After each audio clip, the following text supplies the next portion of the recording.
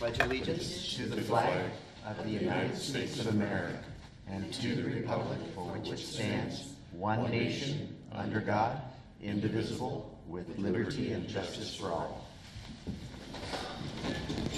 Okay, we are on to the approval of the agenda. Is there any Mr. Mayor, amendments? Mr. Clausen? I would like to add a discussion, an action item for a resolution authorizing for an inter-fund loan. And I'd ask to This have that item- on 7I. 7I. Second. Okay, there's been a motion for a business item 7I and a second for an interfund loan. Any discussion? All in favor, say aye. Aye. Any opposed? Seeing none, motion carries. Any other proposed amendments? Yeah, Mr. Mayor, I'd like to request that Councilman Lucarelli be excused for this meeting. And potentially on 4E on the consent agenda? Yes. Second it. Okay, we've got a motion to add to the consent agenda item 4E to excuse Councilmember Lucarelli. Any discussion? All in favor, say aye. Aye. Any opposed? Hearing none, motion carries. Any other amendments this evening? Seeing none, is there a motion to approve the agenda? Mayor, I'd move that Actually, we keep skipping citizen comments. We have to approve the We have to agenda. approve the agenda We first. do. Yeah, okay. Okay, there was a motion Well, I think we already had a motion, didn't we? not to approve the agenda. I'll make a motion to approve the agenda as amended. As amended. Would you like to second that? Yes. Okay. All right, we have a motion and a second to approve the amended agenda. All in favor, say aye. Aye. Any opposed?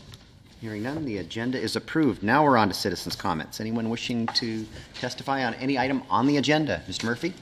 Absolutely. I have here a copy of a couple of the applicable clauses to the RCW referencing the LTAC and use of the LTAC funds, and I wanted to talk real briefly on some of those things. I highlighted on the one page the definition of tourism. Tourism means economic activity resulting from tourists, which may include sales of overnight lodging, meals, tours, gifts, or souvenirs. Item 6 there says tourism promotion means activities, operations, and expenditures designed to increase tourism, including but not limited to advertising, publicizing, or otherwise distributing information for purposes of attracting and welcoming tourists. I bring this to your attention because there is this thing that I call the 50-plus mile myth that says that you can't use lodging tax funds on anything, or you shouldn't use it on anything that does not draw tourists from more than 50 miles away from the destination. Now, the 50 miles is required as part of the reporting process on the JLAR report, which we're all familiar with. I think it stands for Joint Legislative Audit and Review Committee form or whatever. It's a form we fill out that shows what our expectations are as far as where the tourism and tourists are coming from. It wants to know on there how many tourists your particular event or your particular activity anticipates drawing overnight stays. That's actually on the page 2 of the handout there that I gave you. Oops, that side too. But nowhere is there a requirement that says that you must spend the tourism dollars on promoting tourism as defined here on a 50-mile radius. So, I did want to point that out real quick. Beck mentioned to me last week that she'd asked Brandy to put this on the agenda, and honestly, I was excited. Okay, I know it doesn't take much to get me excited, but here's the kicker: when you go into the county says we want to put heads in beds. Okay, so based on their definition of tourism, they're not as concerned with meals, tours, gifts, and souvenirs. All they want are heads in beds. Okay, I served on Mr. Chang's committee last year, and guidance would be great. Because basically what it boils down to is, we in this industry need to know what your expectations are for those funds. Okay, if you say, I'm good with that, okay? Chamber does three basic things of the LTAC funds that we ask for. We put on the Seagull Festival, which falls within these categories. We provide the visitor packets. We provide all the stuff that's done at the chamber office when we get all the people to stop by. We fulfill all those roles. We send out, the mailers. We maintain a website that it lists the things that there are to do here in town and in South Kitsap. And then we also spend money on advertising. Our ad in the Discover Kitsap was $3,600. It's one that I would gladly give up. I would gladly deliver all of my brochures to the clerk's office, and they can distribute those things. We need the guidance, okay? So based upon these criteria, I would hope that, the discussion later today focuses on these things and that you give meaningful guidance to the community. Thank you. Thank you for your comments. Others wishing to comment on items on the agenda? Okay, seeing none, we'll move on. We are on to the consent agenda. Is there a motion to approve the consent agenda as amended? So moved. Motion and a second. Discussion of the consent agenda? Seeing none, all in favor of approval of the amended consent agenda, say aye. Aye. Any opposed? Hearing none, motion carries. Don't have any presentations. We don't have any public hearings. And just a quick note, I mentioned it to some of you, we will have a brief executive session at the end of the meeting this evening. So we didn't make you aware of that earlier. We are on to the business items 7A. First reading of an ordinance amending the 2016 budget, purchasing City Hall Annex, certain fund improvements and furnishings. Mr. Martin. Thank you, Mayor Patonso, members of the Port Orchard City Council, citizens of Port Orchard. Actions involving amendments to the budget take two readings. This is the first reading of an ordinance amending ordinance number 3115, adopting the 2016 budget. This is the second budget amendment in 2016. The public may comment on the amendment following its presentation. The city budget is written to capture revenue and expenses over the fiscal year. During the year, changes to the budget in both revenue and expenditure need to be recognized by budget amendment. This budget amendment ordinance recognizes the desire to acquire, improve, and furnish an office building located at 720 Prospect Street, Port Orchard, Washington, not anticipated at the time of the adoption of the 2016 budget. In recognition of evidence of workspace overcrowding in City Hall, the city engaged a consultant to conduct a workspace needs assessment.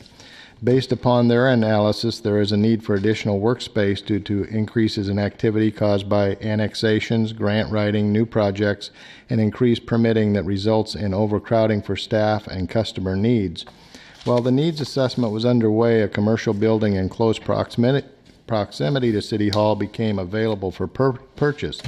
The building, a former law office, was surveyed by staff to determine its usefulness in fulfilling the need for additional office space. The building appears adequate for occupancy by the Department of Community Development. Before final purchase, the city will conduct a due diligence as outlined in the real estate purchase and sale agreement. Funds to acquire and purchase the building will be from Real Estate Tax Fund number 0109 using REIT 1 proceeds. Improvements and furnishings are anticipated from current expense fund number 001 and the cumulative reserve for equipment replacement fund number 303. And the fiscal impact to the 2016 budget would be $241,500 from Real Estate Excise Tax Fund number 109, $58,800 from the General Fund number 001, and then $12,700 from the Cumulative Reserve for Equipment Replacement Fund number 303. Those funds will be transferred into the Capital Construction Fund number 302, which would be the fund that facilitates the purchase of the property. Mr. Clausen. Mr. Mayor, I move to accept the first reading of the ordinance amending the 2016 budget for the city of Port Orchard and to direct staff to place an ordinance on the agenda for second reading and final adoption. Seconded. Motion and a second. Discussion of this budget amendment? Mr. Attorney? And have we looked, depending on possible date of closing, have we looked at the remainder of 2016 in our current budget as far as the operating costs associated with that? And would there need to be any other budget amendments made as a result? the goal is to, we should close on this. First council meeting in November is the goal. We'll make the renovations, I would take, 4 to 6 weeks. And our goal is to be in there by the first of the year. So it shouldn't affect operations this year. So to answer your question, no, I don't believe it'll And we will budget appropriately be next for year. in 2017 and 2018 going forward. So, and it shouldn't operationally, other than, they've got a electric stapler that they share over on Public Works and Planning, and we might need a new one. I was Because, thinking utilities and. okay, the utilities, yeah. So we'll need to budget for that in 2017, but we might have a month's worth of utilities. Okay. That would be a fair statement. Other questions? Purchase and sale, been negotiating back and forth, and just in words. I mean, we've, in the finer points, we've got an attorney who's selling it, so we're wordsmithing. And I think we bought off on the final version. We left here yesterday, and we've got 2 other action items on here about an appraisal and an environmental study, and we won't engage those parties until we have the final executed purchase and sale back, which I thought we'd get back today, and I'll follow up on it tomorrow. Other questions?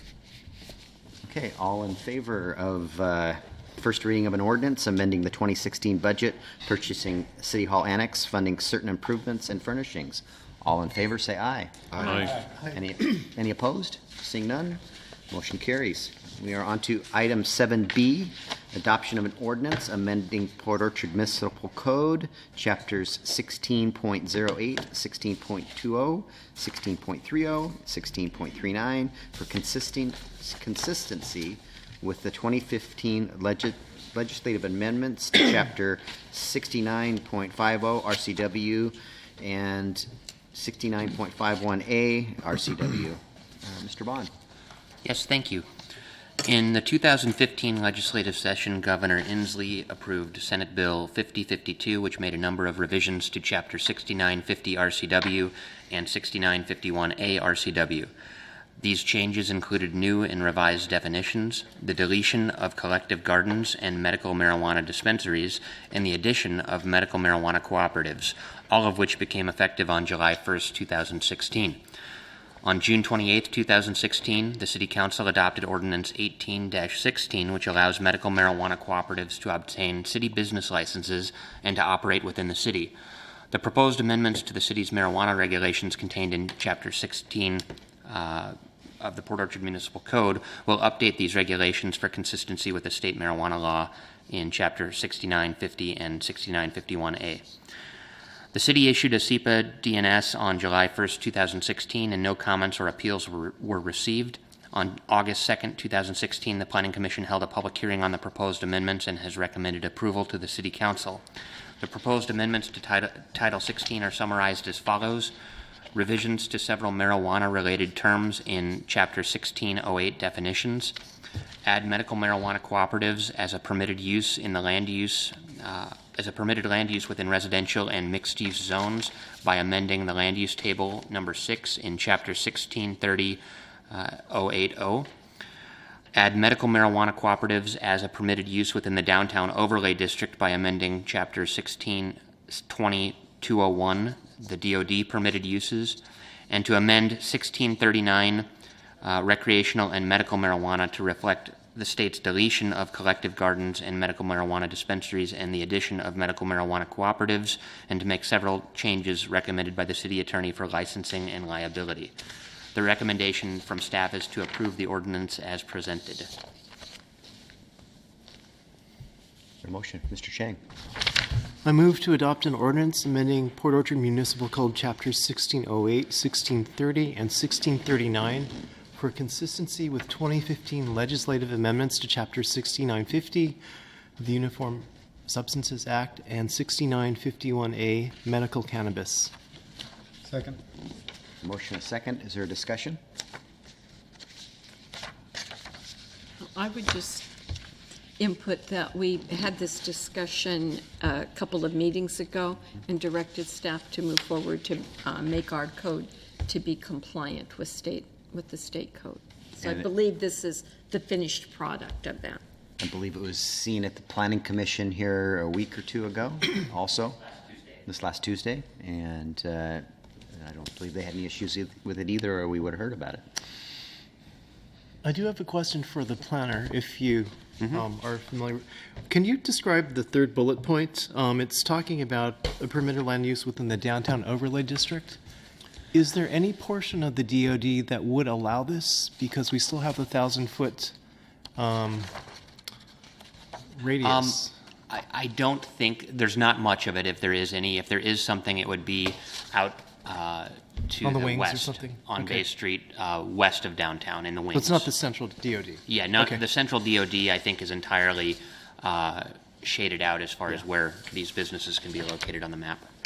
So 1,000 feet from a transit center, which would be 10 blocks. You know, right there by the library. Okay. So, other questions? Okay, hearing none, we'll be voting on adoption of an ordinance amending Port Orchard Municipal Code, Chapters 16.08, 16.20, 1630, and 1639 for consistency with 2015 legislative amendments. All in favor, say aye. Aye. Any opposed? Motion carries. We are on to 7C, adoption of an ordinance amending Port Orchard Municipal Code, Chapters 16.06, 0.035, 0.158, 0.30, 16.38.040, and to delete administrative conditional use permits, allow churches in various zones, and minor clarifications and corrections. Mr. Bond. Yes, thank you. And before I get into the report on this, thank you, Councilmember Ashby, for doing a thorough review of this and pointing out a couple of typos. I passed out before the meeting, and I emailed you earlier a revised copy that includes a few changes that were in light blue. We had some issue when we copied the track changes version over to a new document where a few things got lost, but they're rather minor. Anyway, the proposed ordinance includes several updates, corrections, and clarifications to Title 16. A SEPA DNS was issued on July 8, 2016, and no comments or appeals were received. And on August 2, 2016, the Planning Commission held a hearing on the proposed amendments and has recommended approval to the City Council. The amendments include removing administrative conditional use permits. A number of land uses were identified or defined as administrative conditional use permits, which had the development director or designee as the decision maker. The city attorney had recommended that the ACUP chapter should be revised to be either fully quasi-judicial by requiring a hearing with the hearing examiner, or to be made as an administrative permitted use. That's a use that's permitted outright. Chapter 1606, 035, 1608, 1630 are all revised to reflect this recommendation. In addition, another correction, we realized that in 2004, the City Council passed an ordinance to comply with a federal law. It's the Religious Land Use and Institutional Persons Act, which prohibited governments from implementing land use regulations in a manner that discriminates against religious assembly or institutions on the basis of religion or religious denomination. And when we passed that back in 2004, we subsequently amended the code in 2007, and somehow the fix that we put in place was accidentally removed. And so we are restoring that fix as part of this ordinance to make sure that we're treating religious uses the same as non-religious uses as far as gathering places. And so when you have a use like a fraternal organization, you're required under federal law to allow a church in that same location. You can't say that a non-religious fraternal organization is allowed, but a church is not allowed. They have to be treated equally. So we are restoring that problem as we just learned about it fairly recently. We proposed several amendments to 1638-040, home-based businesses. And home-based businesses had previously been an administrative conditional use permit, but we are making it permitted outright, and we are just making sure that anytime we permit that, all of the requirements of that Chapter 1638 are complied with. And then finally, 1630-080 We corrected some inconsistency in the terminology related to accessory dwelling units. I believe that the zoning table referred to residential living quarters, but that term wasn't defined in the definitions chapter, but accessory dwelling unit was, and so we have corrected that issue. And so staff recommends approval of the proposed ordinance, and I would just generally characterize this as more of a housekeeping type ordinance rather than a substantive one. Charlie. Mayor, I move to adopt an ordinance amending chapter 16.06.035, 16.08.158, 16.30, and 16.38.040 to delete administrative conditional use permits, allow churches in various zones, and minor clarifications and corrections. Second. Motion and a second. Discussion? Councilmember Diener? Nick, could you tell us the difference between what we have in front of us tonight and what we looked at the Land Use Committee? Yeah, so on pages 5, 15, and 16 of the proposed ordinance, you will find a text, and I apologize because it's light blue instead of the other dark blue that is there. On page 5, there is a footnote 11 that was accidentally omitted. And so there was some confusing footnote 11 in the table relating to electric vehicle charging stations was the correct number, but it linked to the wrong footnote, and so we just clarified which footnote goes with which use. On page 15 and 16, we realized that the track changes mode, we had deleted a bunch of references to the administrative conditional use permit chapter, and somehow those changes were undone when we published the final ordinance, and so we had to remove those once again. Thank you. Other questions? Yes. Councilmember Chang? Nick, can you elaborate on page 10 for the line for churches, synagogues, and temple? Where did we previously have them permitted and under conditional use? I mean, what has changed here? Were they previously allowed in commercial areas, and we're not really changing that? But they're permitted. Let me grab my book here. I mean, everything here is underlined. Does that mean it was added?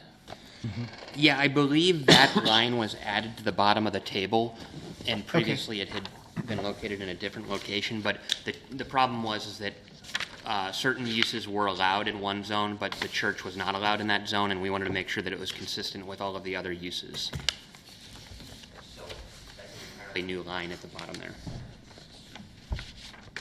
And I just have a follow-on to that, and I apologize if you already explained it. Where was that use housed before? Let me pull it up here in the book. Are we looking at the new ordinance tonight? I'm looking at the tables. I know, but there was, Oh, new tables? there's a new one There's new tables. with the corrections. But I don't think they They're not changed any except. different. I just want to know where they used to be.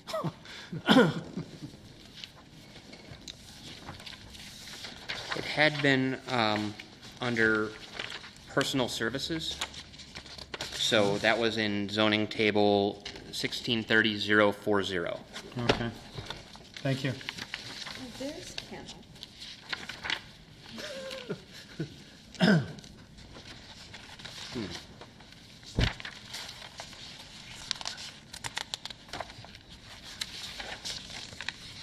So But it that, appears then we have some redundancy? Yeah, I'm not sure. It looks like maybe line 866 Page 6. on Under page personal 6. services, I think should have been struck through, so this may have been a, Page 6 and page 10. Just page 6. So if I understand, page 6 would have a strikeout, page 10 would keep its underline. you're correct. I apologize All right. for that. Do we need a motion to correct that, or should we just capture that as a Scrivener's error? I think we should capture it as a hidden. Yeah, I've got it. I'll get it into the final draft for signature.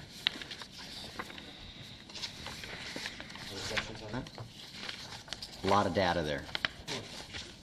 Well, I apologize to Mr. Bond. I asked him where kennels were allowed because under veterinary clinic, we didn't allow kennels in certain areas, and I didn't see it below, so I apologize for that. Included cattery, whatever a cattery is. So, yeah, I guess the answer to my question is that previously it doesn't look like churches were permitted in commercial, mixed use, or employment, Correct. and now they are. Correct. Okay. And I guess there's nothing we can do to encourage them not to go there. I'm just concerned about properties being lost to the tax rolls for nonprofits, but there's nothing we can do about that. Well, you absolutely can ban churches and fraternal organizations and all the other similar gathering places in a commercial zone, but you just can't ban one Right, without okay. treating the church. I see. You have to Okay. treat everybody the same.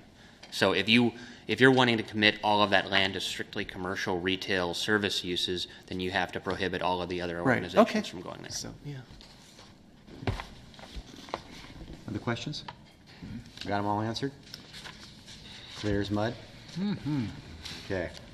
We will be voting on adoption of an ordinance amending Port Orchard Municipal Codes, Chapter 1606, 1608, 1630, and 1638 to delete administrative conditional use permits, allow churches in various zones, and minor clarifications and corrections. All in favor, say aye. Aye. Any opposed? No. Okay. One opposed. Motion carries. We are on to 7D, introduction of an ordinance and entering into a franchise with Puget Sound Energy. Clerk Reinerson.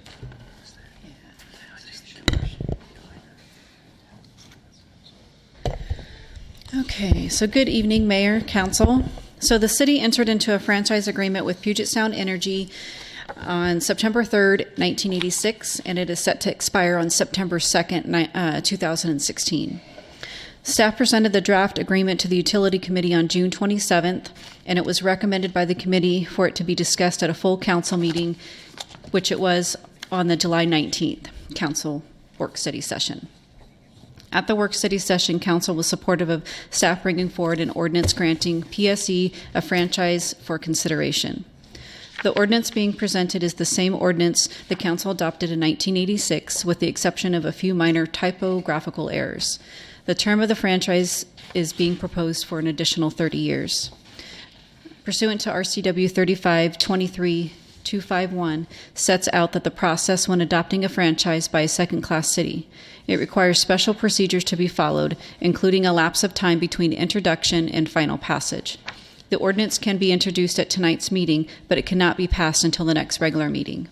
So below are the procedures applicable to second-class cities for adopting a franchise ordinance. So 1, neither an ordinance nor a resolution granting a franchise may be passed on the day of its introduction, nor for 5 days thereafter. 2, passage may only occur at a regular meeting. 3, the franchise ordinance or resolution must be submitted first to the city attorney. 4, passage requires an affirmative vote of at least 5 members of the city council. In addition, the statute has given the authority to the council of whether to require a bond in a reasonable amount for any person or corporation obtaining a franchise for the city conditioned for the faithful performance of conditions and terms of the franchise and providing a recovery on the bond in case of any failure to perform the terms and conditions of the franchise. In the past, council has not exercised their right to require the franchise to have a bond. Staff is seeking direction from the council on if they would require PSE to have a bond upon the adoption of the ordinance. Staff recommends that the City Council acknowledge the introduction of the ordinance and determine if staff should bring forward the final adoption of the ordinance to the August 23, 2016 council meeting for consideration. In addition, based on the relationship the city has had with PSE for the last 30 years, staff sees no reason to require a bond. Staff has provided 2 recommendation motions for consideration, one that shall require a bond, and then the other one shall not require. So staff's just seeking direction on what you prefer.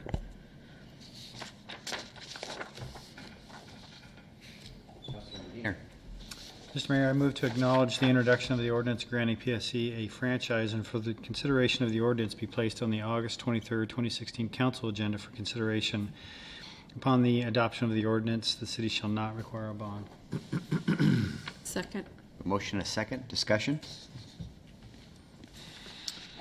I just made that to get it going. Well, how much bond would you want? Yeah, can we talk a little bit about the bond itself?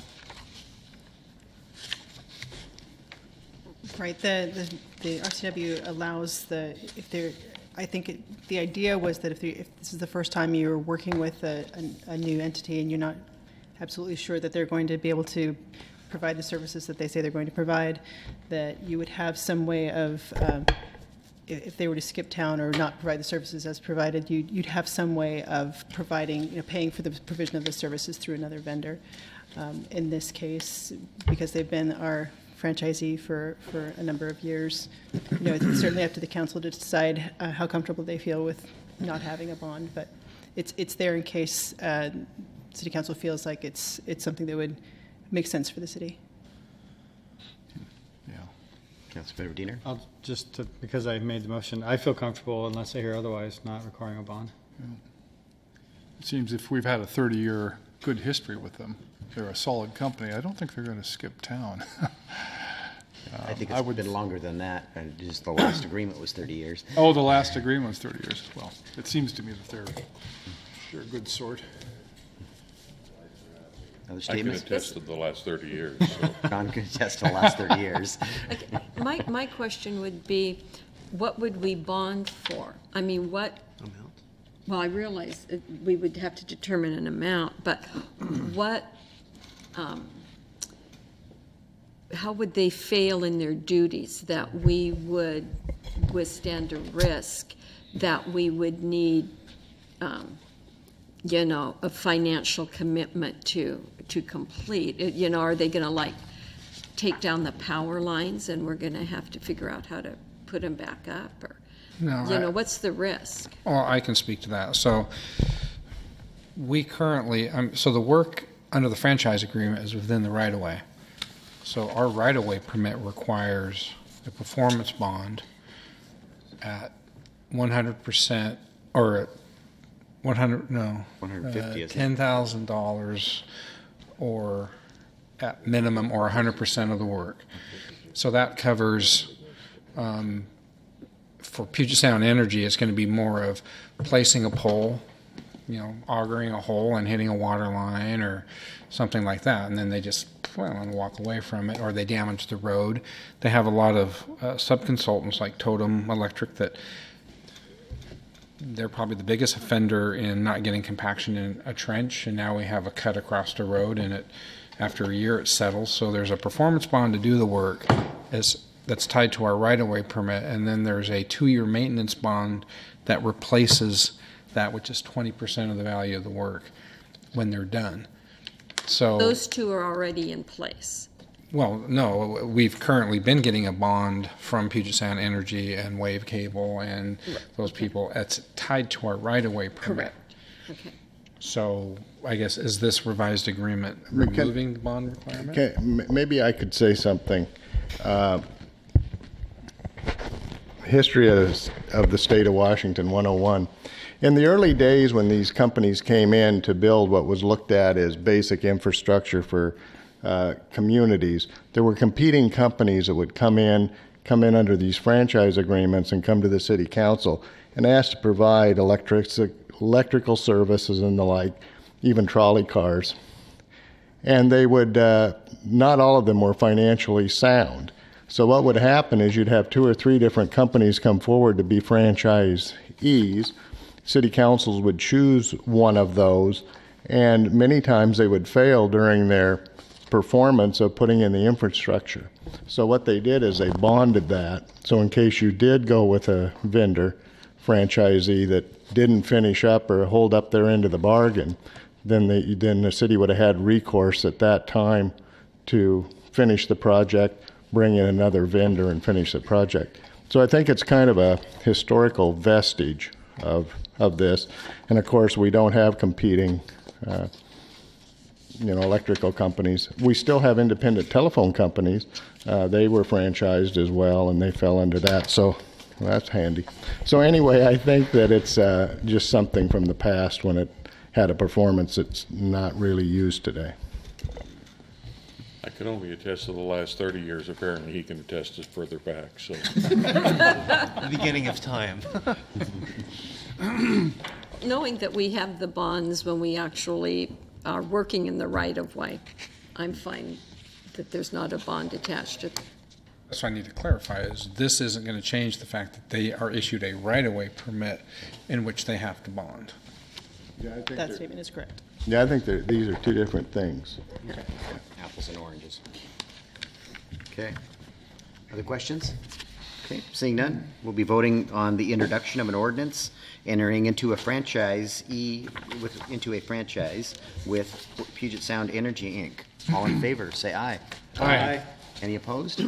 Hearing none, motion carries. We are on to item 7E, adoption of resolution number 63-16, granting a pedestrian access easement pursuant to shoreline development permit number 60-94. Mr. Dorsey. Thank you, Your Honor, council members. On March 1st, 1995, the City of Port Orchard and the Department of Ecology approved with conditions Shoreline Conditional Use Variance Permit 1995 NW 30010 and Shoreline Development Permit 60-94 for the construction of a motel and restaurant.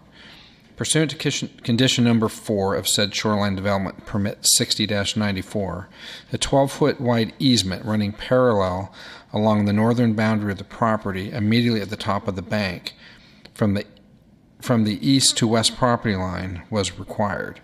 With the execution and acceptance of this 12-foot pedestrian pathway easement from Young and Nam Incorporated, then combined with a city-acquired 8-foot pedestrian pathway easement in the near future, a 20-foot pedestrian access easement as required for the construction of Segment 3 of the Bay Street Pedestrian Pathway Project in 2017 will be provided. Staff recommends adoption of Resolution 063-16, thereby authorizing the mayor to execute and accept a 12-foot pedestrian access easement pursuant to Shoreline Development Permit 60-94 and as needed for Segment 3 of the Bay Street Pedestrian Pathway Project. Mr. Clausen? Mr. Mayor, I move to adopt resolution number 063-16, thereby authorizing the mayor to execute and accept a 12-foot pedestrian access easement pursuant to Shoreline Development Permit number 60-94 and as needed for segment number 3 of the Bay Street Pedestrian Path Project. A motion and a second. Discussion? Questions? Councilmember Diener? I just want to say that this is really exciting. I think this is great. I had heard some time ago that this pathway going around Comfort Inn was not a possibility for whatever reason, misinformation. But to have this come forward, I think is great and is a vital link. I also observed that I've been down there, including once kind of late at night, at 10 o'clock, a late night stroll, and there was probably 150 people milling around. And they're running out of room down there based on all the people that I've been seeing down there. So this is great, and I can't wait till it's done. Or the Thank next, you for your work on that. or the next segment's done, which is Well, just until another it's bite all- of the apple. That's yeah, right. Right. Yeah, Segment 3 will provide direct walking connectivity from the Foot Ferry all the way to West Bay Center. Yeah. So, Awesome. So a gonna lot be of great. Pokemon people can Including get this around region. town. Yeah. And, A lot be- of critters and on beach that access. waterfront. And beach access. And Thank beach you for your access. work on this. Pokemon zombies. Right. Any other questions, comments? Okay. Hearing none, we will be voting on adoption of a resolution number 63-16, granting a pedestrian access easement pursuant to Shoreline Development Permit 60-94. All in favor, say aye. Aye. Any opposed? Hearing none, the motion carries. Page 2. 7F is adoption of resolution number 64-16, approving contract number 67-16 with Richards and Associates for 720 Prospect Street appraisal. Man, I'm having problems. Mr. Dorsey, turn that over to you before I fumble anymore. Thank you, Your Honor. Council members, on July 26, 2016, the Port Orchard City Council authorized the mayor to move forward with the purchase and sale agreement for 720 Prospect with contingencies decided by the mayor. On August 3rd, as a function of the city's purchase and sale agreement due diligence, the City of Port Orchard's Public Works Department selected 4 qualified firms from the city's current professional services roster, Exhibit A of Resolution 06416, for the main category real estate, property services, and subcategory appraisals. Staff scored each statement of qualification and selected Richards and Associates as being the most qualified professional services firm for the project. On August 4th, 2016, the city received a fee proposal from Richards and Associates in an amount of $3,500 for the 720 Prospect Building appraisal. Staff recommends that the City Council adopt Resolution 064-16, thereby approving Contract 067-16 with Richards and Associates in an amount not to exceed $3,500 for the 720 Prospect Building appraisal, and documenting the professional services procurement procedures pursuant to RCW 39.80. Motion? Councilmember Diener? Mr. Mayor, I move to adopt resolution number 64-16, thereby approving contract number C067-16 with Richards and Associates in the amount not to exceed $3,500 for the 720 Prospect Building appraisal and documenting the professional services procurement procedures pursuant to RCW 3980. Comments or questions? Diener? Just one observation for me. On page 1 of the professional services agreement, 2A references a scope of work as Exhibit A. I didn't find Exhibit A except for the back of the letter from Richards and Associates, which was really more of a roster. Oh, the Richards and Associates letter is Exhibit A. Okay. And I think that's the same issue with the next item as well. Okay, there was a miscommunication. Exhibit A for the roster is Exhibit A to the resolution. So it was a packet confusion.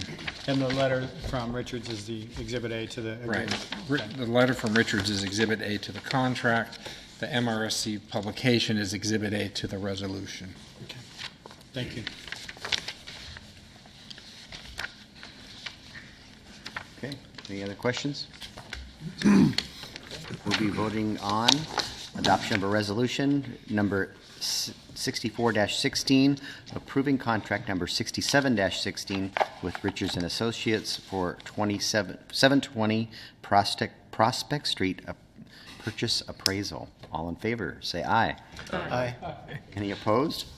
Hearing none. We'll get past that one.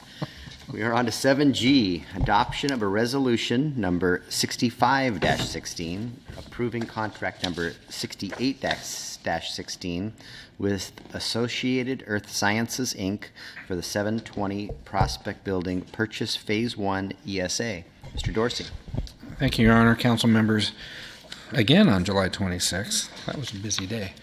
The City of Port Orchard City Council authorized the mayor to move forward with the purchase and sale agreement for the 720 Prospect with contingencies set by the mayor on August 4th as a function of the city's purchase and sale agreement due diligence. City of Port Orchard Public Works Department selected 4 qualified firms from the city's current professional services roster. Again, see Exhibit A of the resolution 06516 attached, which is the MRSC listing. For the main category, design and planning, engineering services, environmental consulting, and subcategory feasibility studies, environmental engineering, environmental studies, staff scored each statement of qualification and selected Associated Earth Sciences Incorporated as being the most qualified professional services firm for the project. On August 4th, 2016, the city received a fee proposal from Associated Earth Sciences in the amount of $2,800 for the 720 Prospect Building Phase 1 ESA. Staff recommends that the City Council adopt resolution number 065-16, thereby approving contract number C068-16 with Associated Earth Sciences Incorporated in the amount not to exceed $2,800 for the 720 Prospect Building Phase 1 ESA, which stands for Environmental Site Assessment, and documenting the professional services procurement procedures pursuant to RCW 39.80. Mr. Cacciardi. Mr. Mayor, I move to adopt resolution number 065-16, thereby approving contract number 068-16 with Associated Earth Sciences, Inc. in the amount not to exceed $2,800 for the 720 Prospect Building Phase 1 ESA and documenting the professional services procurement procedures pursuant to RCW 39.80. Second it. Motion a second. Questions or comments? Mr. Diener? So the environmental site assessment seems like it's a pretty standard approach for this task. Is there anything that we're not getting that you might ordinarily get with an environmental site assessment, a phase one assessment? Or is this pretty comprehensive? The scope for a Phase 1 ESA is very generic. Okay. It's the same scope that a bank would require in purchasing property. So it's only if they discovered something in the Phase 1 that then you'd move to a Phase 2, which then would be a specific scope on what they uncovered. So Phase 1 ESAs are very generic. It's a review of records. Sure. And to see if there was ever any tanks in the vicinity, that type of thing. If you discovered things that you would want to explore further, many times in a phase 2, they would, then poke holes in the ground and do soil tests, but we don't get any of that in a phase 1. It seemed pretty comprehensive. This is basically a record search and then a site visit and then we've already filled out a purchaser questionnaire of what we know of the building, and then if anything pops up, then we would potentially do a phase 2. Thank you. And prior uses were a residence and then 2 different law firms over a number of years. There could be some bodies. Well, maybe some bodies, but are they environmental concerns? Other questions or comments? All right, hearing none, we will vote on adoption of resolution number 65-16, approving contract number 68-16 with Associated Earth Sciences, Inc. for the 720 Prospect Building purchase, Phase 1 ESA. All in favor, say aye. Aye. Any opposed? Hearing none, motion carries. We are on to the discussion item of tourism goals. Clerk Reinerson.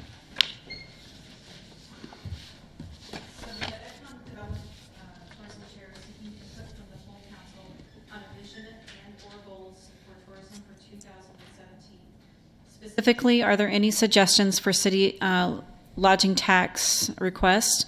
And Economic Development has requested funding for the Foot Ferry, extended summer hours, and the creation of the public event toolkit in the past, as well as she's seeking is what is the council's position on regional marketing, and then how would council like lodging tax funds to support the comprehensive plan policies.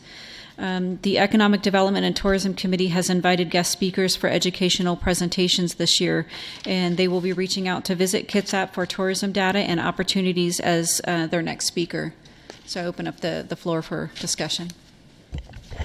I guess since I am that Economic Development and Tourism Chair, and I'm the one that requested this, at our last meeting, last council meeting, we selected the LTAC committee, and it became apparent that, that activity's moving forward, and we were not having an economic development committee meeting in August. And so I thought it would be appropriate to bring it to the full council. And some of my questions were, what is the council's expectations for tourism? I don't know that we've ever talked about that. And then many times the asks for the lodging tax funds originates in economic development. In the past couple of years, we've asked for Foot Ferry funding. We asked for money for the public event toolkit that we got on the website.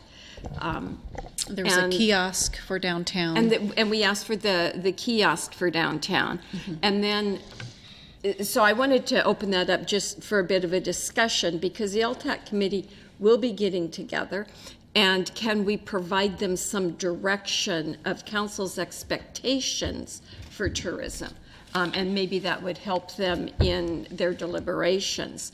And then just as a councilman's, my personal opinion is when we get the recommendations from LTAC, the past 2 years that I've been on council, we have not funded regional marketing to the extent they've asked, and that is a concern to me. I have always wanted regional regional marketing to be supported financially a little stronger than that has come out of the committee. And I did not know if other council members shared that or found the same value in regional marketing that I personally do. So I was just wanting to open it up for discussion. Yes, Mr. Kachardi. I mean, I'm absolutely in favor of regional marketing. You know, there's a scale that goes along with that when you come together with this region, that there's opportunities to promote and advertise and message to a much larger audience than maybe what we could do on our own. And so I think, you know, working with the region to develop those marketing plans and campaigns, I think it would be fantastic. I think we should see exactly what the different strategies are, what different mediums they would recommend using. And I know, you know, people like the Peninsula Convention Visitor and Convention Bureau does just that, and it'll be interesting to see what they have to say when they present at your next meeting. You know, beyond that, I would also like to see us think about, you know, not exhausting this LTAC fund without recognizing that we would want to reinvest some portion of it, and I don't necessarily have a recommendation to capture and grow the number of overnight stays that our community is seeing. This is exactly where these funds come from. And so I would not want to see us get into a position that we're going the wrong direction and we're putting less heads in beds, which thereby is depleting this fund. And so while I think it's important to support these wonderful festivals and to support regional, you know, marketing plans, I also think there should be some emphasis that we're trying to protect and grow this fund. And this fund is created by people staying in our hotels. And so I think it's just a balance, that we don't go too far one way, too far the other, that, you know, we're trying to take a well-balanced approach to keep this fund healthy and growing moving forward so we can continue to promote, specifically Port Orchard is a great destination to come, whether it's for day trips, for our festivals, or overnight stays. And there's many, many other reasons why people come here, whether it's weddings and destinations and, you know, different events. So that would be my 2 cents. Other comments? Do we have do we want to ask for the foot ferry money again, the extended hours on the foot ferry? Well, I think that's a good question, because my understanding was that there was a deadline when the applications would be due, and the city has traditionally put in 3 or 4 applications for different funds. And in order to do that, we need to give direction to the clerk's office. I believe that, yes, we should ask for funds for the foot ferry. Or I think the foot ferry needs to have extended hours. I think the debate is, should it be LTAC or should it be the general fund? Specifically to this conversation, I would be comfortable recommending that once again we do put in, or we ask for LTAC funding for the extended foot ferry hours.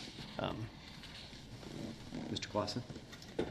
Well, I was just going to comment on the regional marketing. I think I'm with you, John. I think that's very, very important, and I think that's going to, although I agree with Matt's comments that tourists doesn't necessarily have to be 50 miles, but it would be great if they come here and stay the night, even if they're 5 miles away. I've always kind of looked at it as it's really a 2-step process. The regional marketing, the VCB, is reaching way out for folks to come here, and then it's the chamber's job to be able to, once they get here, explain what's available in Port Orchard and things like that. So I've always looked at that as key, and I think LTAC money is very important. I'm just sitting here for a second thinking about the economic development side of this thing and thinking, boy, if we could attract, using funds, attract a hotelier to expand the number of rooms that are available in our city would be wonderful as well. And I think that kind of a roundabout way, that would be something that would be a good use of LTAC funds. I don't completely understand the 50-mile radius. Is it at 50 miles we don't get credit, or an entity doesn't get credit of LTAC? You have to go beyond? It's a requirement that they report, but I don't see that it's... It's not a requirement for the money. It's part of the reporting requirements, I think, to the state. Is that where that form goes to? I think there's just, like Mr. Murphy said, it's an old myth out there that you can't expend marketing funds if it's within, the 50-mile radius. if you reach local marketing and it's attracting tourists, by definition, it meets the qualification of lodging tax funds. Where the 50-mile radius comes in print is through the state's reporting requirements. It states, and it wants to, any recipient that receives the funds, they want to know where the funds received from within the 50-mile radius. So it's more of a reporting to the state, not a requirement to for use the funding fund. Okay. Right, it's in the handout that Mr. Murphy gave us on the back page, under lodging tax tourism promotion, number 2A, says, except as provided in B of this subsection, applicants applying for use of revenues in this chapter must provide the municipality to which they are applying estimates of how many monies received will result in increases in the number of people traveling for business or pleasure on a trip away from their place of residence or business and staying overnight, and number 2, to a place 50 miles or more one way from their place of residence. So it's not a number that was just arbitrarily made up. It's actually imprinted. That's what you have to report to. What I would like to do with the Economic Development Tourism Committee over the next year or so are actually put together some tourism goals and bring them back. I have had conversations, people have approached me about youth athletic tournaments as an economic development generator. You can, and Councilman Cartwright, when he was on the council, spoke to traveling all the time for soccer tournaments. And people go to softball tournaments, and there's a lot, and that, grandparents love to follow the kids around. And that can be an economic generator, but we have to have the beds for people to and use of our parking lot on Sunday afternoons. I mean, particularly during the shoulder seasons, there's probably smaller type of things that come to my mind is like a Marine swap meet down there on a Sunday. Could really generate, be a tourist thing and bring in people from a long way. I mean, there are a lot of things we can do that we haven't done yet, and I'm hoping to start that discussion at our Economic Development Tourism Committee, just to get some ideas moving forward, but that doesn't help us with what we're going to do this year. And so what I'm hearing is we want to ask for the foot ferry again, and I'm assuming to the same funding level we have the last couple of years. I'm not hearing anything else other than... Last year it's signs. Do we want to ask for signs? Signage? Kiosks? Did we get the... Oh, we did ask for kiosk last year coming off the foot ferry, and maybe we would want to think about a kiosk or something along our pedestrian path, wherever that would be located. One thing I'd like to ask Council is I liked what Sean said about more heads in beds and growing the fund. Yeah. And I think that's part of where the 50-mile radius was thrown in, because usually you think if people are staying overnight, they're coming outside the area, which may or may not be true. I think actually I would not emphasize the number of the 50 miles, but emphasize that they're coming outside the area. So with that in mind, I remember making a comment to someone who was highly offended. I later found out because I think I just said I didn't think that LTAC funds should go to paying for the banner on Bay Street, because to me that didn't reach people out of town. Someone else actually, so how, for example, do you think about something like that? Do you think that is internal advertising or external advertising, as I would say? Well, again, I think it's that balanced approach. I don't think there's necessarily a perfect solution. I think it's a balance. This is exactly right. This 50-mile language came in, I think, from the side of the hoteliers. The hoteliers opt into this. They do not have to participate in this. They could say, we don't want the funds to go to the city of Port Orchard, and they can collect it, could stay with the state, they can get redistributed, and then the hoteliers also have an opportunity to band together to create a different type of tax where they collect it and they choose how it is spent. And so I think the hoteliers are saying, hey, let's draw a line in the sand somewhere, and if we're attracting a bunch of people outside of 50 miles, then there's a higher propensity for some of these people to actually stay in our facilities to where we can charge this extra fee to our hotel guests, and it makes sense for us. So I probably didn't answer your question very well, Fred, but I think it's a balancing act. I mean, I think, all these wonderful festivals that we have, they are bringing people in from outside of Port Orchard and outside the area, and there is an economic impact for that, for the downtown core, for our entire city. Again, maybe some of these, if you look at the overall budget of some of these festivals, maybe that wouldn't be the best ask that they were to make, because we're not going to spend this $350 on this banner. They're going to have an overall budget, and so if they were to capture an additional $350, maybe they utilize that, in some other form of advertising that does have a little bit broader reach, and so they're still adhering within their event budget, yet they're taking the funds that we're allocating and we're saying, look, we want you to try to emphasize more of a regional broadcast approach versus just something local. Mr. Clausen. Well, it's kind of interesting in reading the definitions that Matt provided here on tourism promotions. I mean, it does, certainly as you suggest, these festivals do bring folks in, and being able to advertise those festivals out further, maybe we bring them in further. And I will attest to Beck's statement about grandparents following their grandchildren to games. I spent a few nights in Wenatchee and a few nights in Tri-Cities watching my granddaughter play softball. But you have to have the facilities as well. I think with the new field at South Kitsap High School, there was kind of an idea that might open up some doors that we've not been able to have before. So maybe a coordinated effort with the school district to leverage that beautiful new asset. But I also am curious about our ask, and I see number 7, tourism-related facilities means real or tangible personal property with a usable life of 3 or more years. Isn't that the lighting over the street? I mean, wouldn't that qualify for the decorations?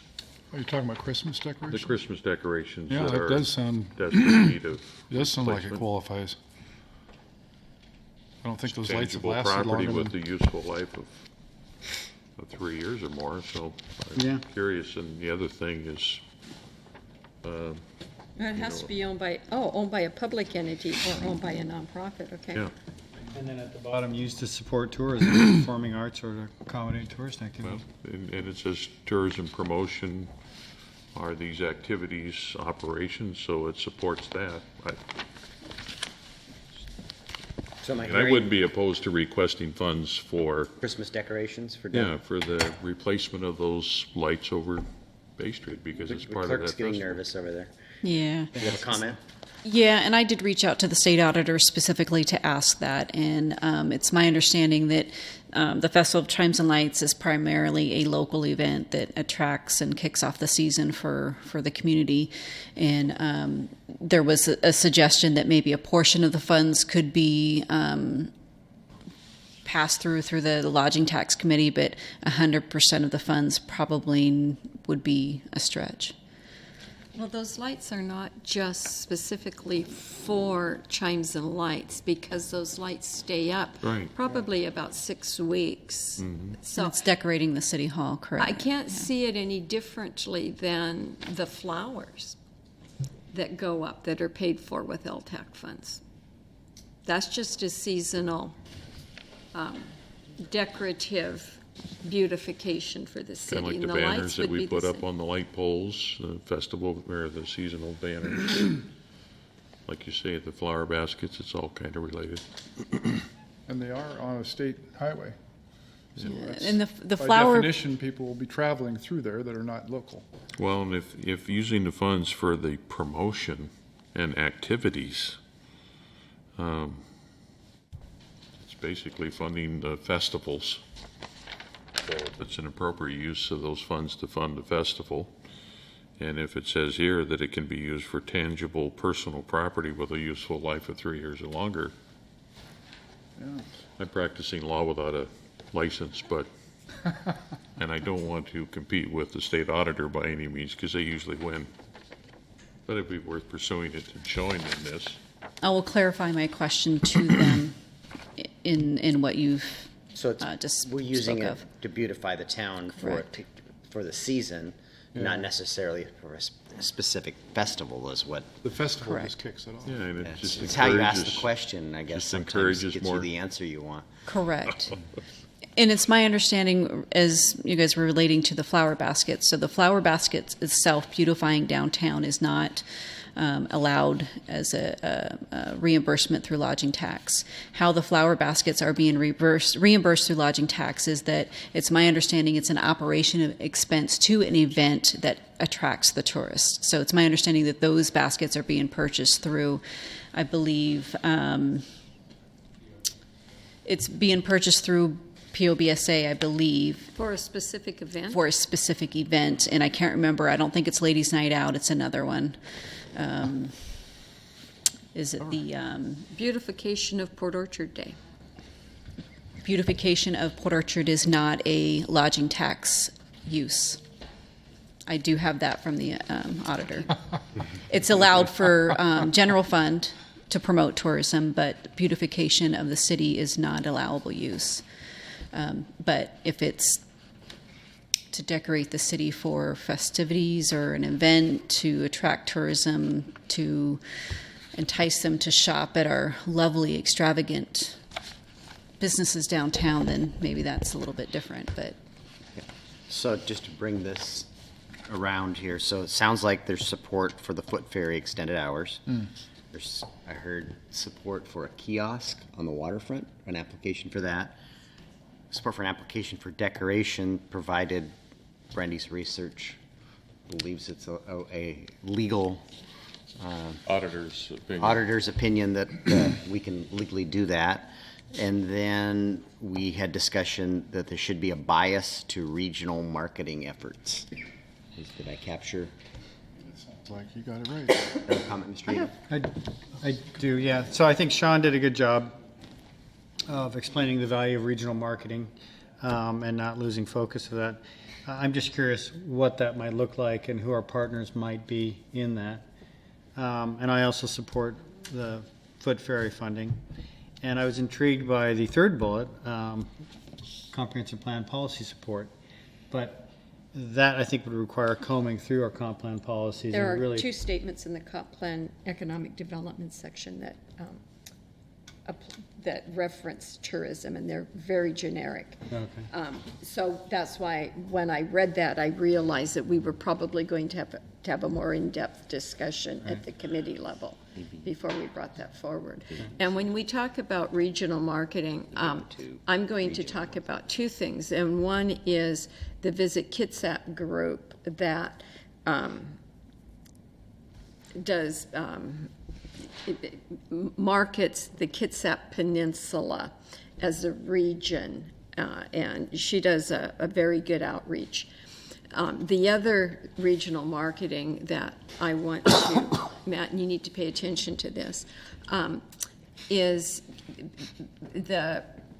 one of the groups Matt's involved with has developed a brochure, a Visit Port Orchard brochure. It's very nice, and that needs to be distributed through a company called Certified, and that's another way to do regional marketing. They take that brochure and put it in motels in various regions.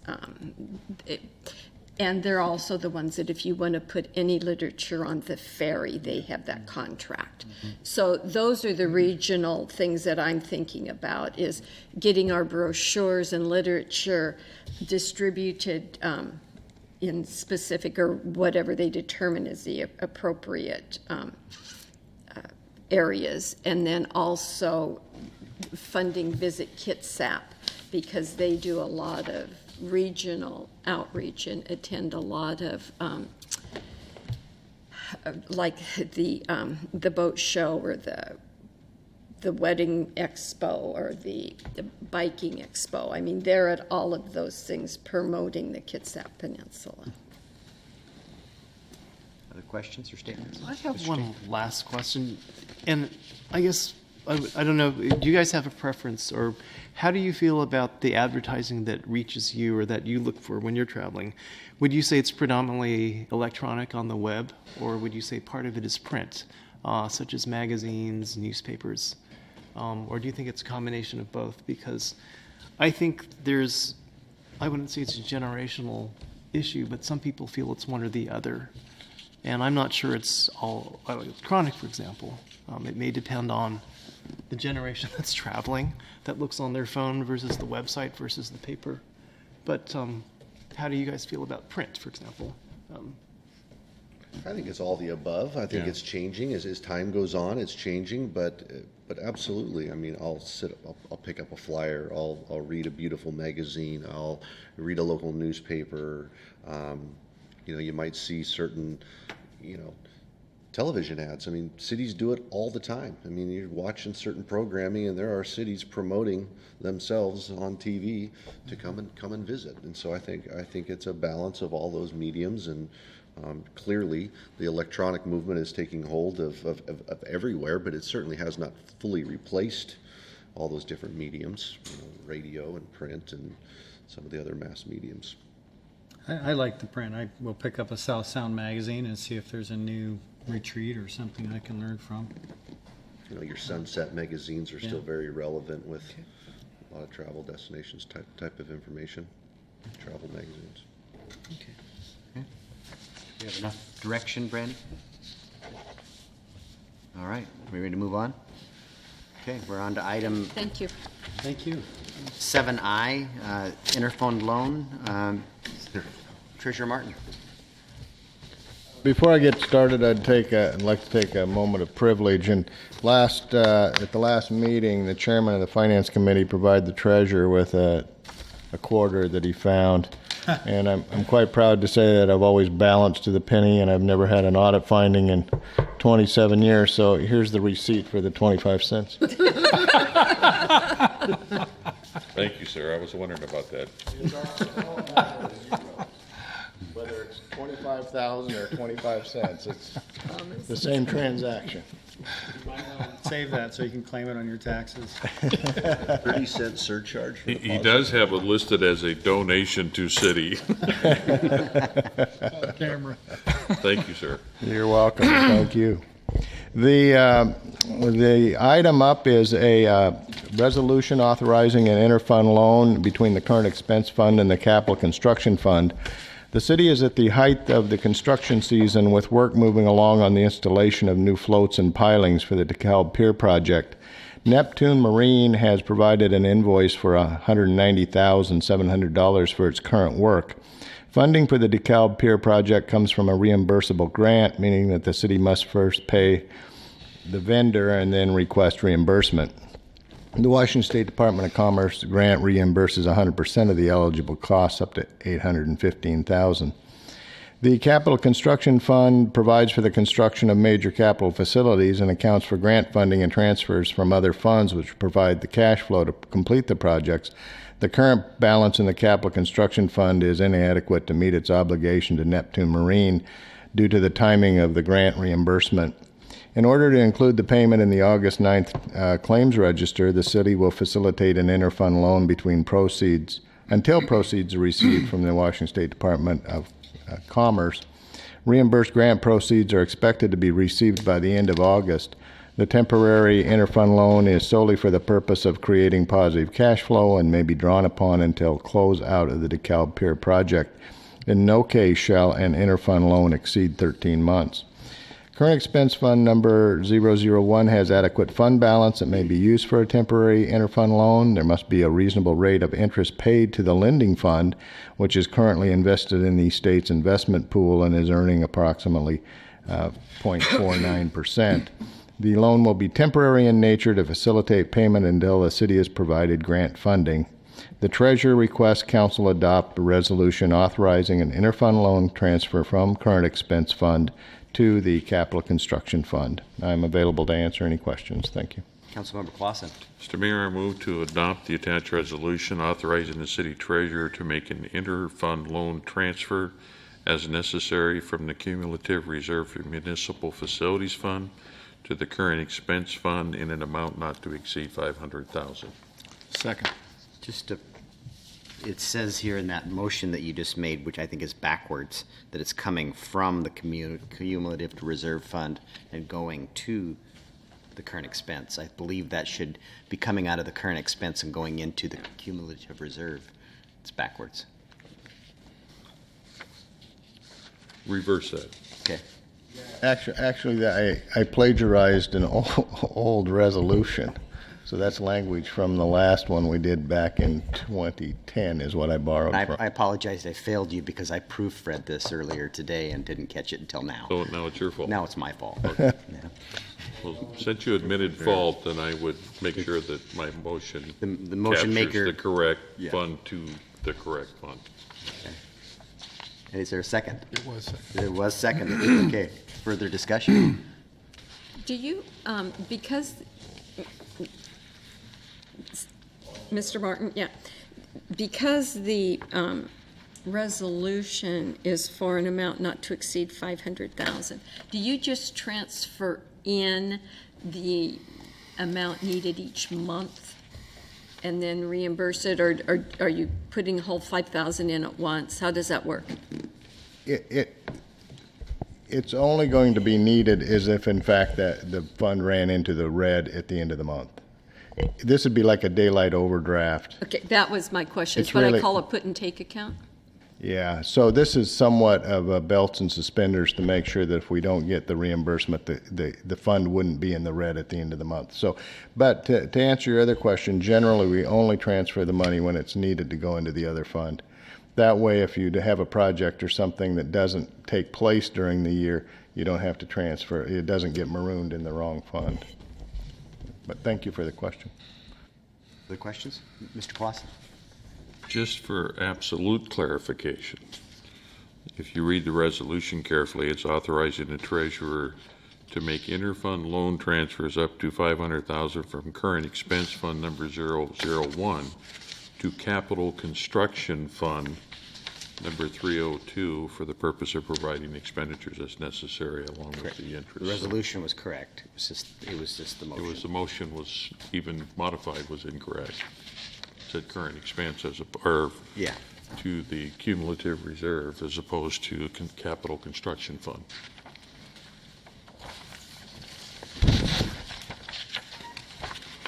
So, if the second agrees, I'll modify the motion to reflect that.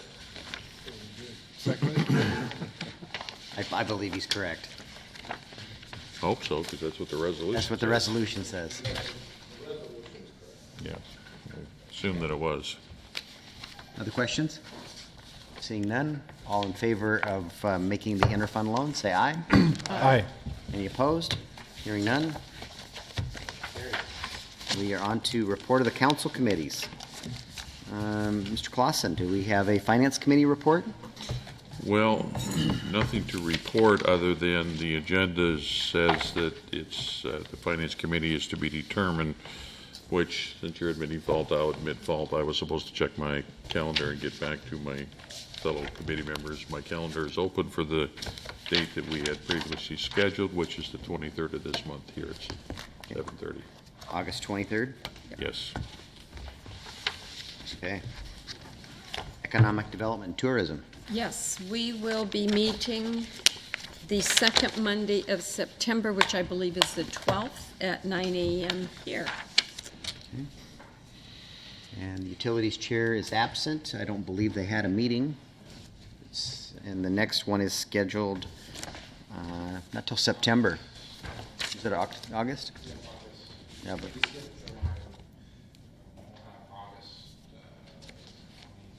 third Monday. Third Monday. Which is next Monday, the 15th. Yeah. Okay, August 15th.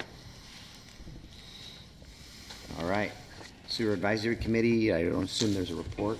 Unless someone attended that meeting? Was there a meeting? We all did. Yeah. October 19th.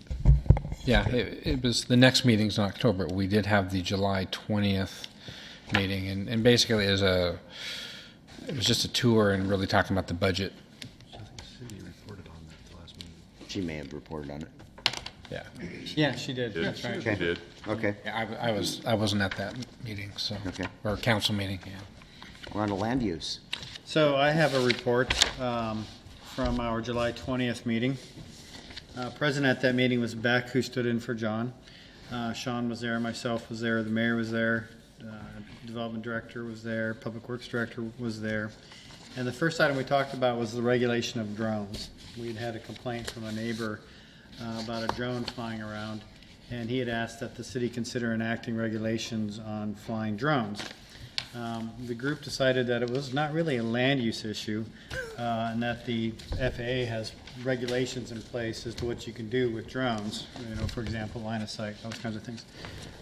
We recommended that the staff advise that the neighbor try and work it out with the neighbor, or contact the police if they felt laws were being broken, like voyeurism. But essentially, we didn't feel it was in our place to do anything more.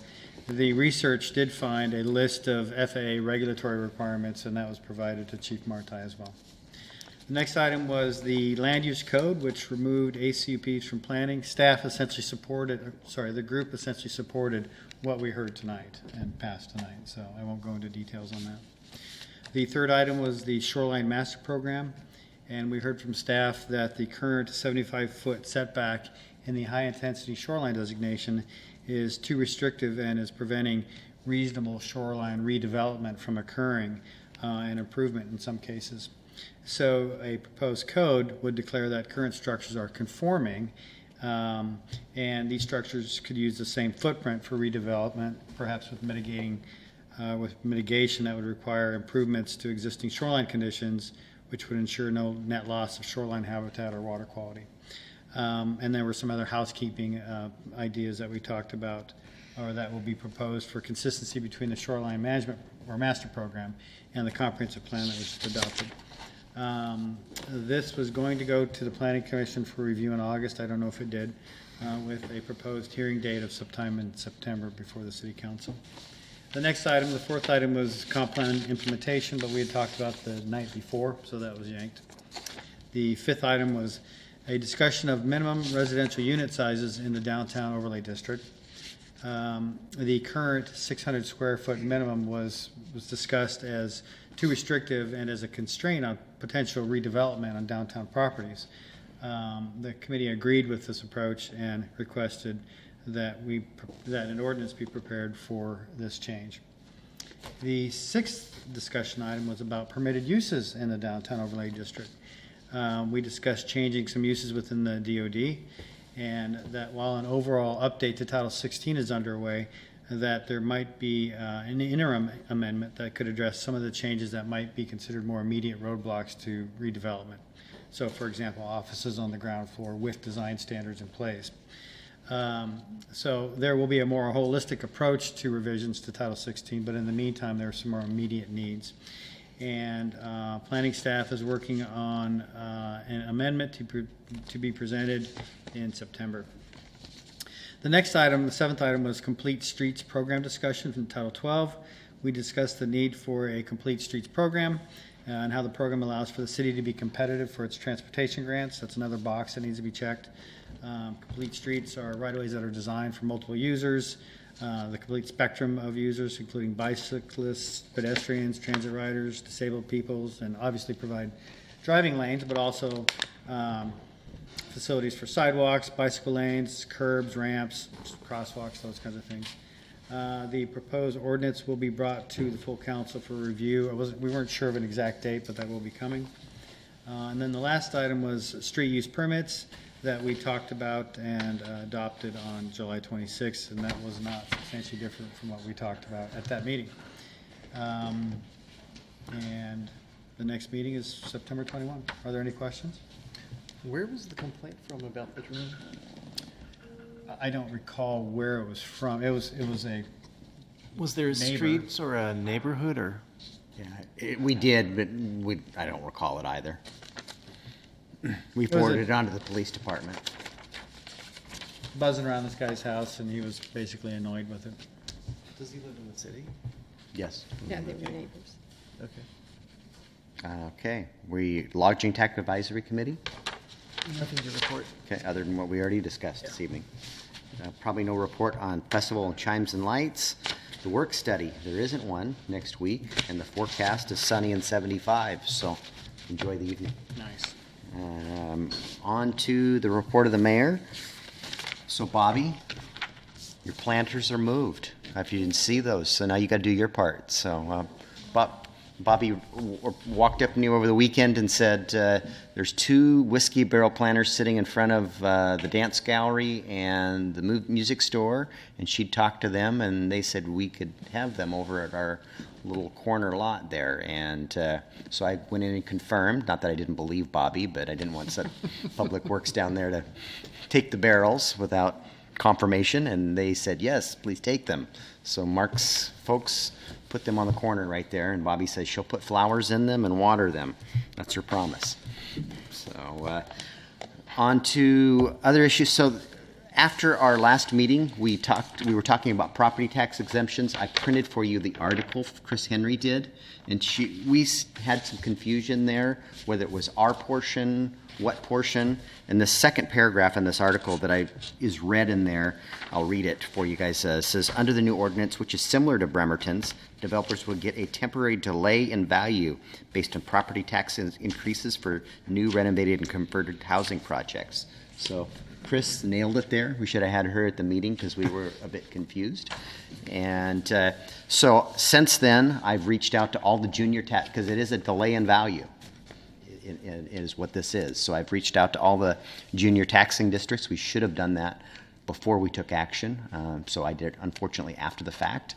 The only one that was expressed the most concern would be the fire district. They were concerned about project being built and having to serve it for a period of time. Others seemed to like the idea or didn't really have a comment. So just wanted to pass that on, that I have reached out to everybody. And I've also reached out to the county assessor, Phil Cook, and asked him to maybe prepare some sort of information sheet. Bremerton's had it on the books for a few years. The one project that's currently going on is the first one. And some of my questions that I asked, he hadn't even thought of himself. So he was going to do some research. So we even stumped the assessor. So Mustangs on the Waterfront was weekend before last. They set a new record with 275 entrants. It was a great show. The weather was great. They had 215 last year. They had a participant travel all the way from Montana in his car. Probably one of your cousins, Sean. And the winner of the mayor's choice, he likes Chevys? Okay. Was Dana Matthews with a blue with white vinyl top 66 Mustang. That was my favorite. It was completely original and stock. It had very few miles on it. It was a cool car. We talked about DeKalb Pier tonight. If you haven't driven by, there's pile going in and the, I don't know, what's the angled pile called, Mark? Angled pile? I don't know. So it's a giant erector set going on down there. And okay, that's the catwalk goes on top of that. So there's a process going on there. I have the City Hall space analysis in draft form. I plan to present that at the September work study. And let the cat out of the bag. We need 10,000. This report says we need 10,000 square feet. In our comparable cities, we'd still be with 10,000 added, about 8 to 10% behind our comparable cities. So as we've been saying all along, we're crowded around here. And that 3,000 square feet across the street will take a bite out of that 10,000. So, but more information to come on that. We had at our work study, we asked Mr. McConaughey about energy audits, and he said, yeah, I'll have that guy get a hold of us. Well, he got a hold of us, and they don't do them any longer. But there are 2 vendors that they recommended, and one is Rice Fergus. And so I've sent an email to Steve Rice of Rice Fergus. It could be an option to just expand the scope of the current contract we have, because I think we're going to be replacing windows and doing other things that we might be able to find grants or other things or low interest loans, and we should probably look into that before we get too far into talking about modifications to City Hall. So more to come on that. I printed out for everybody, this came from my last PSRC meeting. It's some great economic data about all the people and jobs that are coming to our region. One statistic in there, since the first of the year, for every 3 jobs at this time, the housing market can't keep up. Only 1 housing unit is being created for every one of those 3 jobs. So that's a component of the housing crisis Or the region. in the region. And that's why it's pushing over here. I think that in here it's about more than 80% of that job growth is in King and Snohomish counties, Boeing and the dot-coms on the waterfront. But the housing market isn't keeping up in the region. So good reading there if you'd like to see it. I also made contact I was a voting member actually at the last PSRC meeting because Mayor Erickson couldn't make it, and made contact with Mayor of Stillicum, who's on the TIB board, and went over and gave him a card, and because that's where our application for Tremont is headed next, and we need all the friends we can have on the TIB board. The new website, we had a little conference training and session last week, I think it was. They're all blurring together here. Test page should be ready in 30 days. The vendor, when we were looking at our current site to what we're proposing, he was looking at our council agendas, and his comment was, there's a lot better ways that you could be doing that, and gave us some suggestions. So Janine's been playing with that. If we've got 2 user licenses out there for Goodreader, and I've got one of them on our iPads. Is anybody else using Goodreader? I do. You do? Okay. Will you be opposed to using Adobe? Because we want to create this in one format. And so if everybody between now and the next council meeting, it's free. If you're using an iPad, download the Adobe app. It's free, and if you can't figure it out, Brandy's office said she would help you. You mean the Acrobat?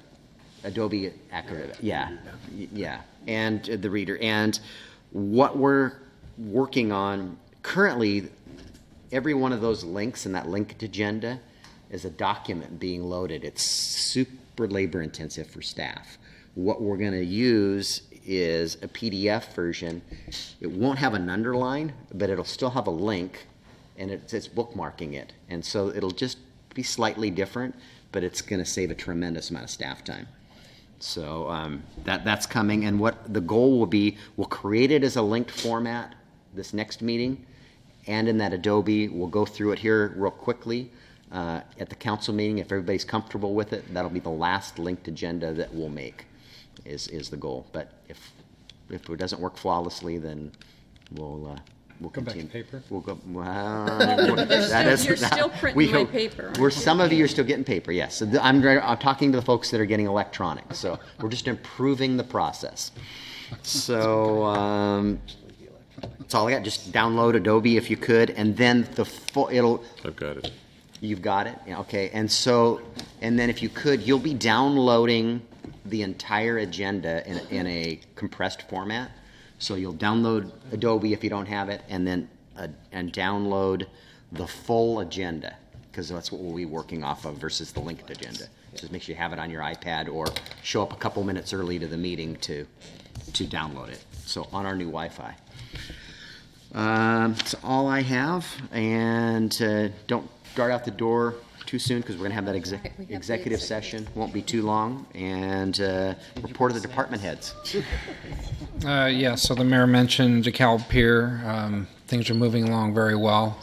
We dodged a bit of a bullet today. We got good news. The 3 pile vents 13, 14, and 15 that are associated with the catwalk, there was concern that they were driven to depth and they potentially weren't at capacity initially. But with liquefaction settling out, we actually were able to then hammer test the capacity of each pile, and they're actually coming in at twice the design capacity.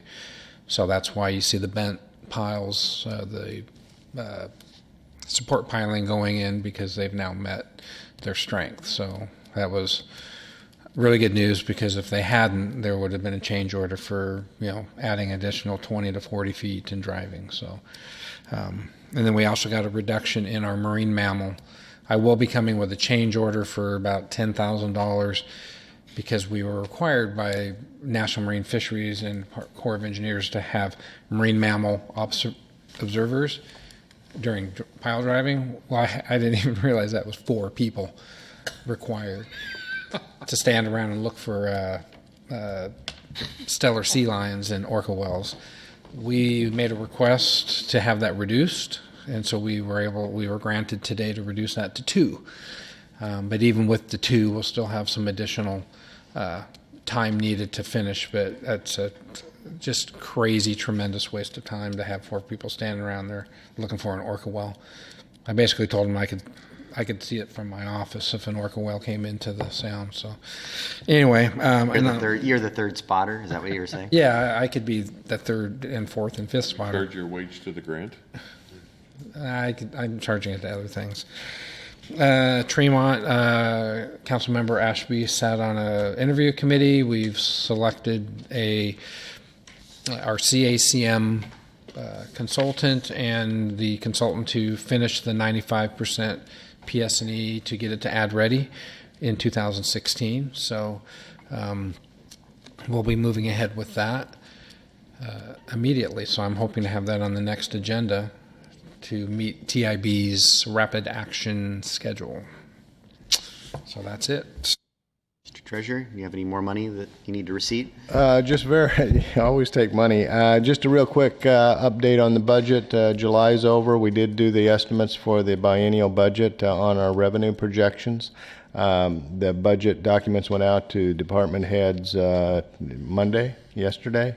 And so the next step would be to have that returned on September 1st, and at that point we'll start to put together the mayor's preliminary budget.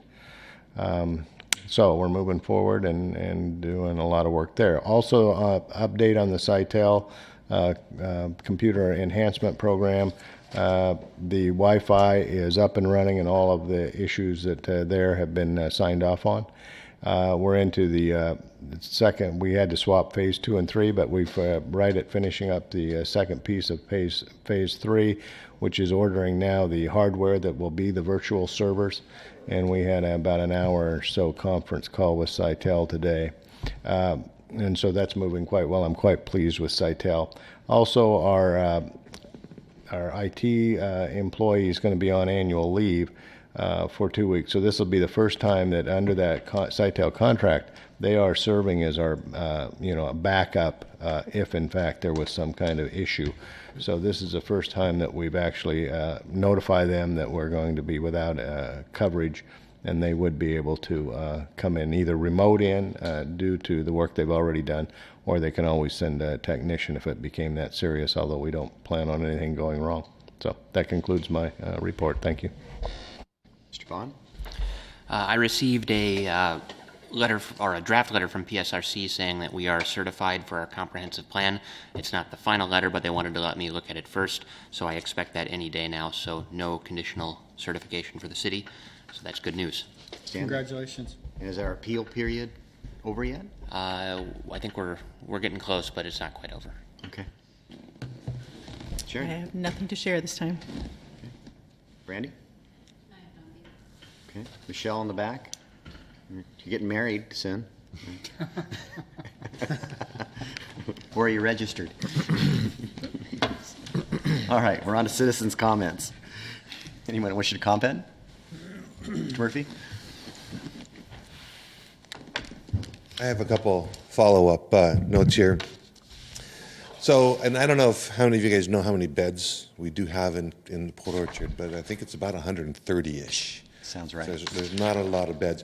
Mr. Clausen's idea of trying to figure out a way to bring a few more hotels in would be top of my list.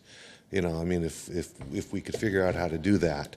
But right now, even here in Port Orchard, I know up in Silverdale, probably 75% of the rooms are filled with military heads.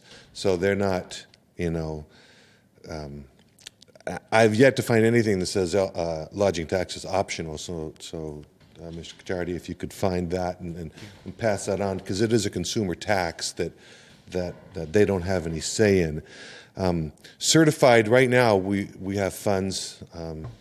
Right now, we're using funds that we had from the county to put our brochures on the ferries and up through the peninsula. You know, we're looking at shifting our focus a little bit more and talking with the folks at the port to try to do maybe the Pierce County side of things. We're kind of in a stuck spot because even if the 50 miles was a major thing for us, we got Seattle. I mean, how many of you guys go to Seattle for an event and come home at the end of the night? That's what a lot of people do there too. They come over here and they go home. So our 50 mile takes in all of Seattle and all those folks. You know, the question on print versus digital was a great question because, you know, right now our ad in the Discover Kitsap costs us $3,600. Granted, they print a whole boatload of them, and we put them out all over the place, and they do too. But $3,600 could buy you an awful lot of advertising online. Mm-hmm. And so, you know, demographically, the way things are shifting, it's, you know, Mr. Clausen, Mr. Denier may pick it up, but Clancy, being the young spring chicken that he is, may go all online, you know, so it's hard to tell. I want to give you Geek Harbor. The city of Geek Harbor has taken over all of the tourism promotion activities for their area, Geek Harbor. The city of Port Orchard wanted to do that. More power to you. North Mason has hired a firm out of Portland, and they've given them all of their money. So all the money from North Mason is going to an outside firm who's doing all of their website and all their print and all that stuff. Bremerton, it's a mix. The county gives Silverdale a lot of money because they are the visitor center for their area. You know, so there's a lot of different options out there. The last thing, the tourism committee, chaired by Ms. Ashby, and the LTAC committee, chaired by Mr. Chang, I don't know how much they communicate, but I think that when I've presented to the county, they've said this is our priority. So the county LTAC committee evaluates based upon what the county has told them is important. So I think you guys need to come up with a plan, let Mr. Chang know, so that he can tell his committee, this is what's important. You are, and you not so much. So thank you. Thank you for your comments. Other comments? Mr. Whittleton?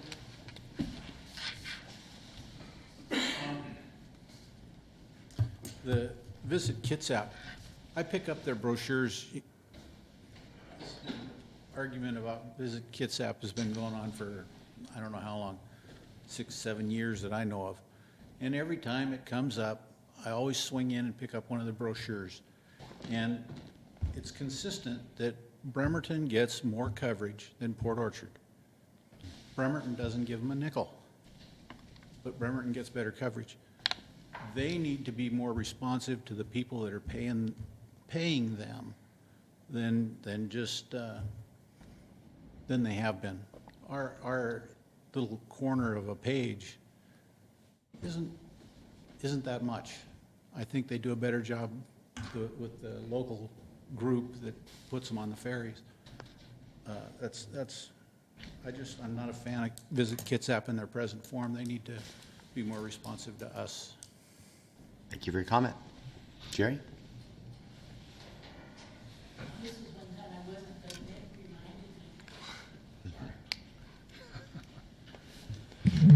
I guess I also agree. I have not been real fond of them, Visit Kitsap, just because the 1 year that we gave quite a bit of money, but they said it only went through March, and then they wouldn't cover us for the rest of the year when we said all of our festivals were during the summer and just use the money during the summer, and they wouldn't. They said the money ran out in March, so we got nothing. But Bainbridge got the big video about the ferries coming into Bainbridge, and they also didn't pay anything that year. So I think we've paid and gotten very little service from them, whereas there are other places that are getting a lot of recommendations from Visit Kitsap, and they're not paying. So that's my feeling, that they seem to be very pro the north end, and it sounds like Bremerton. Thank you. Thank you. Bobby, you got any words of wisdom for us?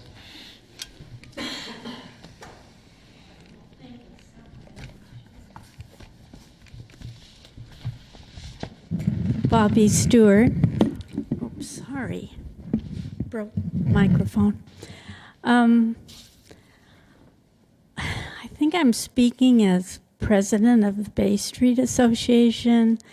I worry about the flowers and the lights. And the LTAC money, I think that we're right. We need more direction.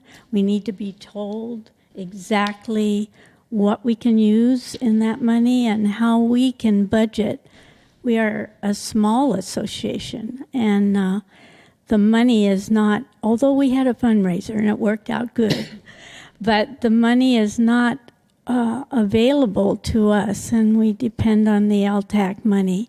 So if we have more direction on what we can do, I either need to go out and find 100 more members to pay for the flowers and the lights, or the city needs to help me somehow.